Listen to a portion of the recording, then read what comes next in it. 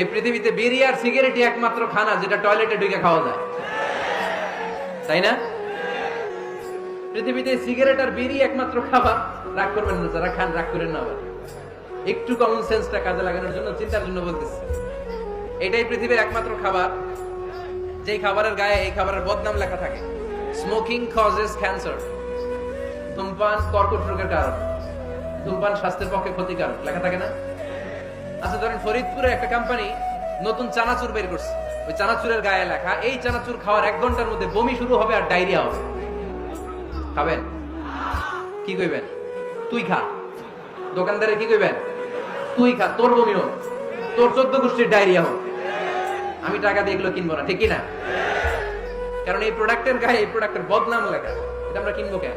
কিন্তু সিগারেটের উপরে সিগারেটের বদনাম লেখা থাকার পরও আমরা খাই, টয়লেটে বসে খাই। এটার মধ্যে একটা পয়জন আছে, এটাকে বলে স্লো পয়জন, নিকোটিন। এটা আপনার লাং ফুসফুসকে শেষ করে দিবে, স্লো পয়জন। সিগারেট খাওয়া অনেকটা আত্মহত্যা শামিল। বিষ খেলে সাথে সাথে মরে, সিগারেট খেলে ধুকে ধুকে মরে।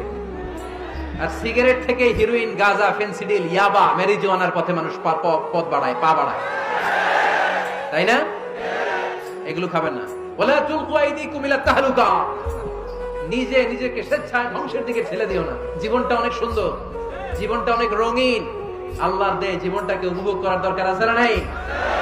এই জন্য সিগারেটকে এই ফরিদপুরের প্রোগ্রাম থেকে আমরা আজকে নো বলে দিলাম। কি বলে দিব? আওয়াজ করে সবাইকে আমরা সবাই একসাথে বলবো, সিগারেটকে কি বললাম? মনে থাকবে?